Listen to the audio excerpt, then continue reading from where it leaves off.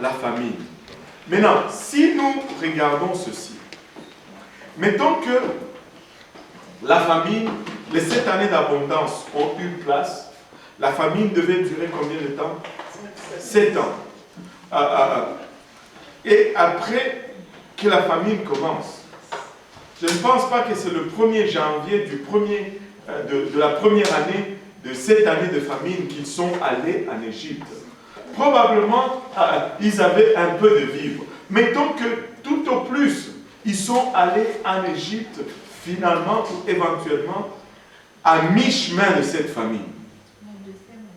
Deuxième année. Donc, il devait rester seulement combien? 5 ans. Amen. Donc, il devait rester en Égypte combien? Parce qu'ils étaient là pour se cacher de la famine. Après la famine, il n'y avait plus de raison de rester en Égypte. Après la famine, il devait tout simplement dire, ok, Dieu a pourvu pour nous pendant le temps de 17. Maintenant, retournons dans la terre qu'il nous avait promis. L'Égypte n'était pas la terre promise.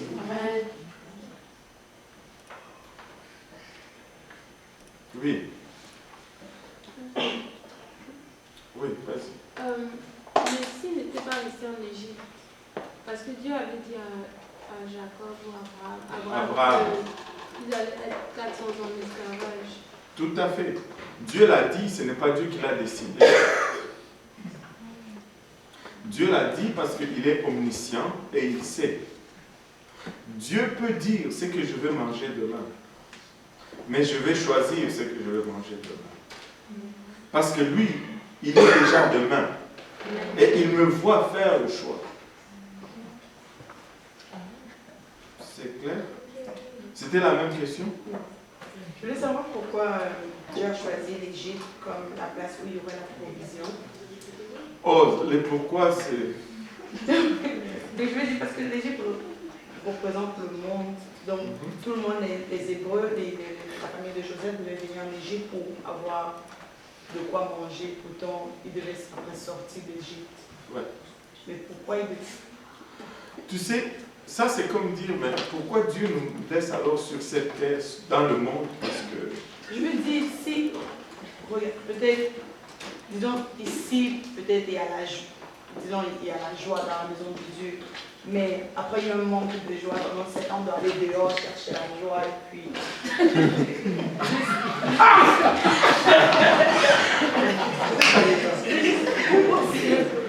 Bon, en fait, ton analogie est... Mettons comme ceci. Mettons-le de cette façon-ci, plutôt. Nous sommes dans le monde. Voilà. Dieu, pourquoi il nous laisse dans le monde, en fait? C'est ça la question que tu poses. Ce n'est pas que il y a... Parce que si l'Égypte représente le monde, ben nous y sommes. Nous y sommes. Et Dieu nous dit comment vivre en Égypte. Et si tu regardes Israël en Égypte, était séparé des autres. Le problème, c'est toujours nous et nos choix. On peut dire pourquoi s'il devait aller en Égypte. Il pouvait aller à Babylone. J'allais avoir le même problème parce que c'était aussi le monde. Hors d'eux,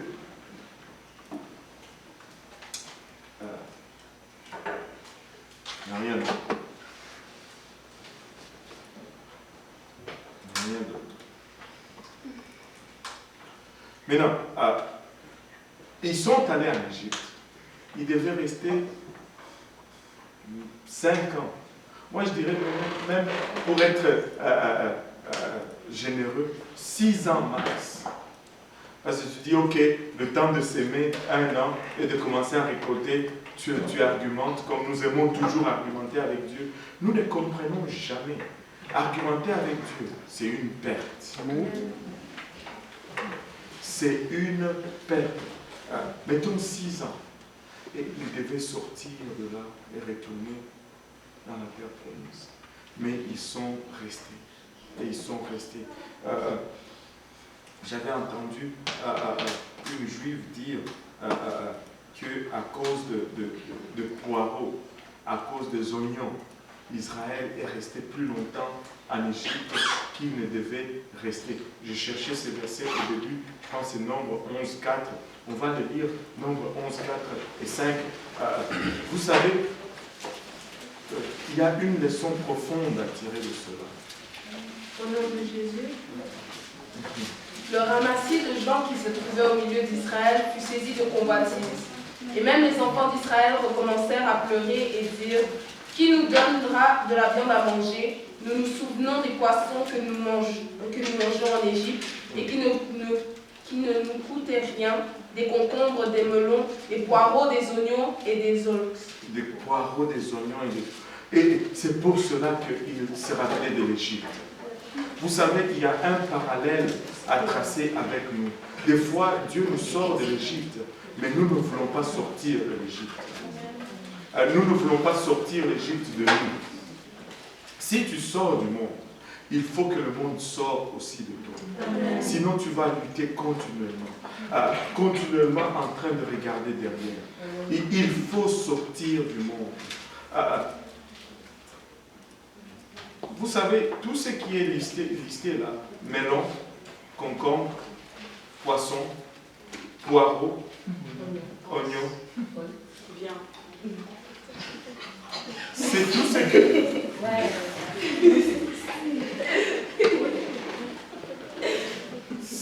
Tu manges et ça sort. C'est du temporaire. Et je vous mets au défi. Tout ce qui vous tente n'est que temporaire. Des fois, vous hypothéquez l'éternel pour des futilités. Des fois, c'est juste une musique qui ne t'apporte même rien. Des fois, c'est juste un vêtement qui ne va ni t'augmenter, ni te diminuer. Au fait, ça va te diminuer. Ça ne va jamais t'augmenter. C'est juste des fois pour une reconnaissance de quelqu'un qui n'a même pas d'influence dans ta vie ni dans ton avenir. Quelqu'un qui ne peut même pas décider sur le sort de ton futur. Et tu vas hypothéquer ta relation avec celui qui tient le futur entre ses mains. Nous devons sortir de l'Égypte, mais nous devons aussi sortir de l'Égypte. Le melon, le concombre.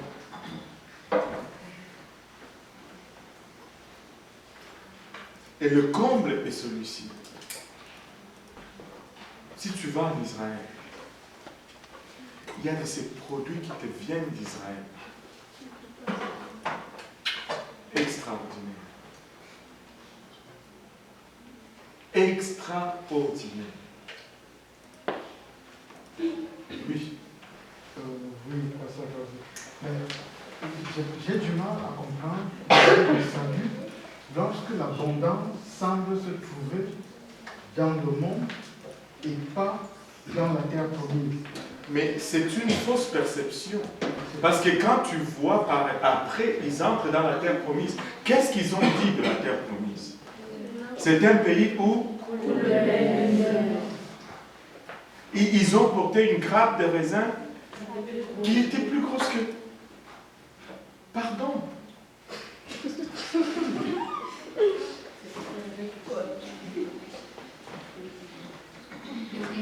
Pardon, ce n'est pas...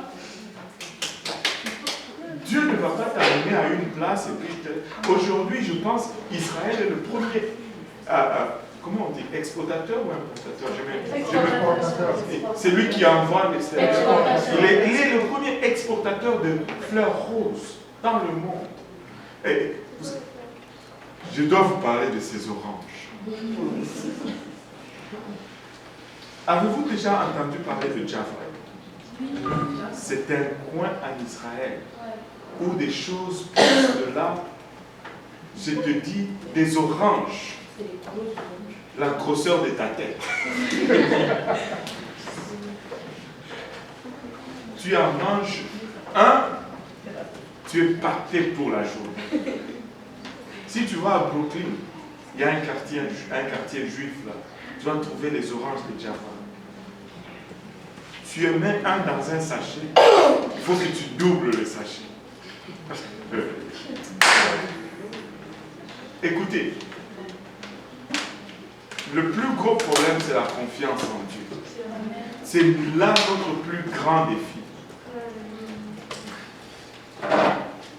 Ils étaient même dans le désert. Ils ont mangé la manne et l'écaille. Ils ont mangé. L'écaille. Moi, j'aime l'écaille. C'est bon, l'écaille. Ces petits oiseaux, c'est bon. Qui a déjà mangé l'écaille? C'est bon. Bien par le paille. Tu manges avec les os. Ah, non mais, attendez. Anyway, on va essayer de rester dans le fil là. Oui, bon. Pourquoi ils se plaignaient alors que justement ils avaient la main, ils mangeaient, c'est pas comme s'ils avaient ça? Tu veux savoir pourquoi ils se plaignaient?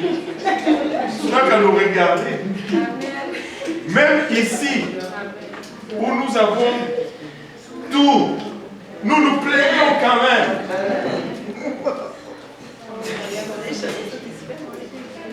J'étais à la banque aujourd'hui, je parlais avec la caissière, je ne sais pas d'où c'est parti. On a commencé à se parler, on dit, ben, on se plaint le ventre vide ici. Écoutez, plutôt le ventre plein. Le ventre plein. Et pas ça sur le... Écoutez, on a été l'année passée au pays, moi avec le frère Mike McMahon.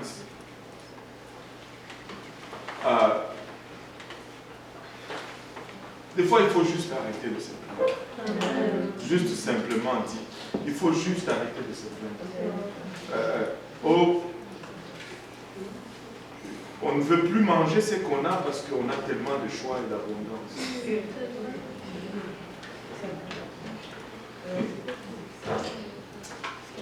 Anyway, il y a des histoires qu'on peut se raconter ici, mais on va les garder pour un autre jour. Retournons un peu à notre leçon. Ils se plaignaient. Je voulais dire, ils sont restés plus longtemps. Il y a cette juive qui disait, à cause du poireau, à cause des oignons, Israël est resté plus longtemps dans un lieu où Dieu ne leur avait pas donné comme promesse. Ils sont restés 400 ans. Oui, un gros... Joseph est mort. Ils sont restés. Pharaon de Joseph est mort. Ils sont restés. Les gens sont morts. Eux, ils se sont multipliés. Ils sont restés. Des pharaons et des pharaons. 400 ans. Et ils sont restés quand même. Jusqu'à ce que il arrive un jour